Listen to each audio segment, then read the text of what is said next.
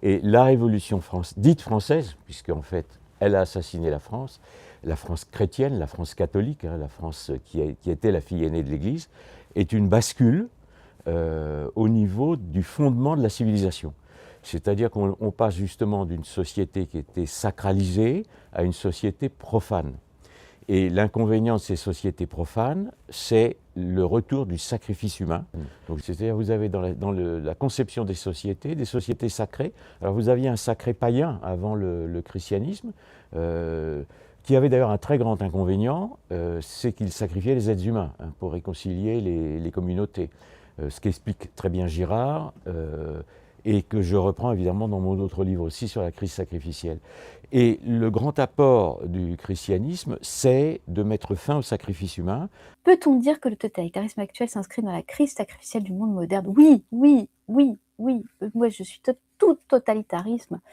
Donc, je vais trop vite, pardon. Dans la crise sacrificielle du monde moderne de René Girard et le retour au rite primitif pré-chrétien. En fait,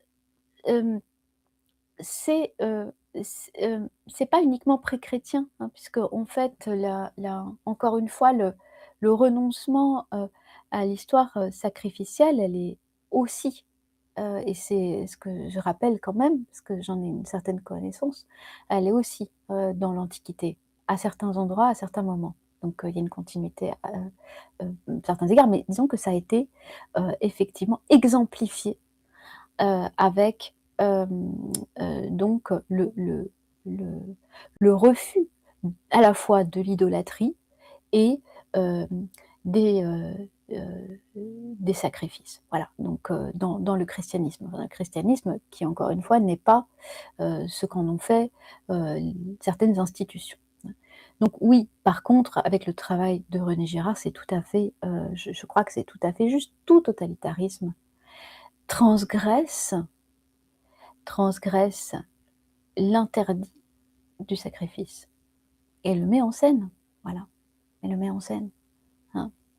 Donc c'est là que se situe la limite, c'est-à-dire à partir du moment où je considère que, et c'est là qu'on doit se poser vraiment la question, je considère qu'il est légitime de sacrifier, bah là ici on a une partie de la population, des innocents, des bêtes, etc. Eh bien, on est parti, on adhère, on est en train de servir ce système totalitaire. Et il y a une très grande différence entre le politique chrétien et le politique mondialiste, c'est que le politique chrétien, c'est l'universalisme. Le Christ dit donc ne veut pas détruire les nations, il veut les réunir par la foi, pour qu'elles soient sauvées, pour que toute l'humanité soit sauvée, tandis que le mondialisme est cosmopolite. Le cosmopolitisme, c'est détruire toutes les nations, donc on détruit les différences, on détruit les nations, on détruit la France, on risque de détruire la Suisse, et on détruira, le mondialisme veut détruire toutes les nations, et le cosmopolitisme, c'est l'application politique des cultes du cosmos, hein, c'est dans le terme, et les cultes du cosmos impliquent le sacrifice humain. Donc je reviens à ma même forme de raisonnement. L'état d'esprit totalitaire, il fait partie de nous. C'est-à-dire que c'est une pente glissante que nous avons, tous. Mais c'est là où nous avons aussi notre libre arbitre pour dire je vais travailler ça, je n'y vais pas, j'entre pas dedans, je ne veux pas cautionner ça.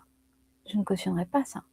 Le mensonge ne passera pas par moi. Citation de Alexandre Solzhenitsyn. Premièrement, le système totalitaire fonctionne à l'exclusion. C'est un système qui ne peut se nourrir que de l'exclusion de certaines catégories de population. Qui sont ces gens? Ces gens qui sont exclus, qu'est-ce qui leur arrive dans le système totalitaire? La première chose, c'est qu'ils sont ciblés de manière très claire par le pouvoir et n'ont plus, en clair, le droit de citer dans la cité. Ils ont simplement le droit d'être en errance, d'être victime et de se taire. Voilà. Il est très compliqué de comprendre ce à quoi nous avons affaire tant que nous n'en avons pas été la cible directe. Oui.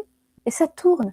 Le totalitarisme, il tourne, il tourne, il tourne. Il crée la division, c'est une rotation de la persécution dans la population et les gens ne parviennent pas à s'unir pour différentes raisons. Mais l'une des raisons, c'est la prise de conscience. Et quand on a pris conscience, parce qu'on a été la cible, soit on est démoli, soit on n'a pas envie d'aider d'autres, parce on a une amertume aussi d'avoir été abandonné. On dit: «Attends, moi, ils m'ont abandonné à mon sort, heu, je vais pas aller les aider». Mais parce que les autres n'avaient pas compris. Voilà. Ce qui m'a interpellée, c'est qu'il y a un mot qui vous l'avez sans doute vu, entendu, alors chez le préfet de l'Ariège, mais même repris par des agriculteurs. Je vous rappelle l'importance de ne pas reprendre la novlangue du colonisateur, c'est le mot de dépeuplement. Donc les agriculteurs sont censés participer au dépeuplement. Alors je suis tout de même allée revoir la définition de dépeuplement. C'est la diminution de population d'un territoire. Voilà. Donc les agriculteurs participent au dépeuplement. Enfin, on exige d'eux qu'ils participent au dépeuplement. Pour sauver une filière, je suis obligée de l'amputer. Voilà, la logique, une logique particulière. Et alors après, elle dit: «On va commencer par étendre la zone vaccinale autour des foyers de contamination. Nous sommes aujourd'hui engagés dans une véritable course contre la montre, contre le virus. De nouveaux foyers éloignés des précédents montrent qu'ils circulent. Le risque, c'est le débordement». Je renvoie à tous mes travaux, en particulier à cette conférence que j'ai mise en ligne hier sur le virus qui circule. C'était déjà une expression qui avait été utilisée par Emmanuel Macron le 16 mars 2020 et le 31 mars 2021. Les mots ont un sens.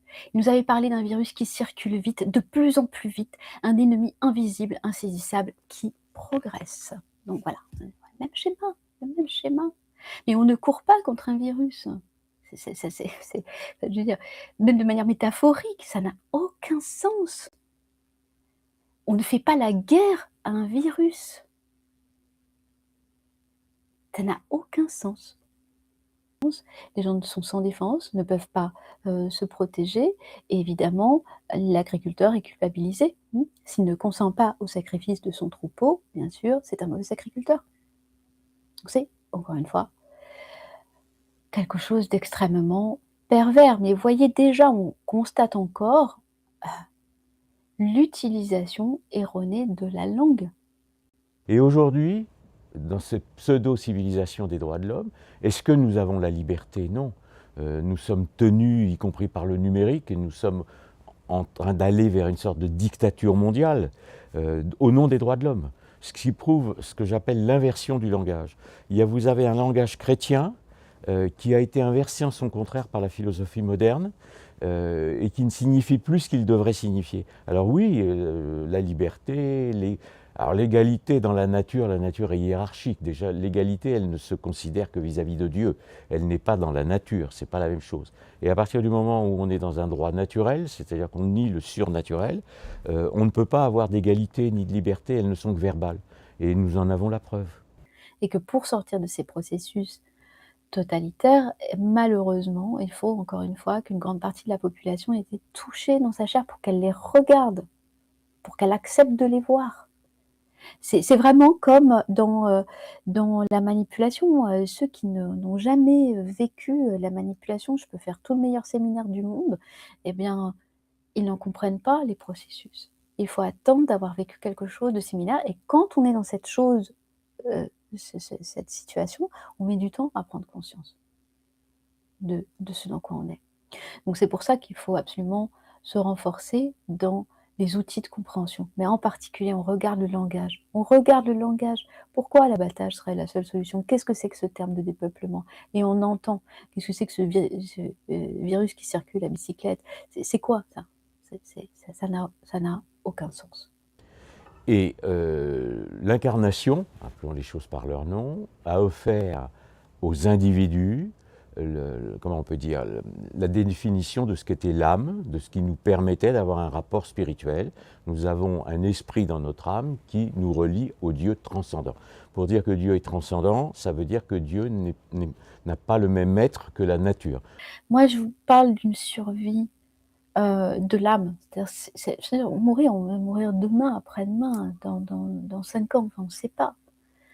Mais par contre, ne pas salir son âme, ça peut être important.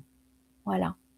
Et je pense que tout dans le XXe siècle a contribué à supprimer l'idée de cette importance et à nous ramener dans une espèce de matérialisme immédiat. Et ce n'est pas non plus par hasard, c'est fait aussi pour que les gens consentent à tout ce qui est en train de se passer.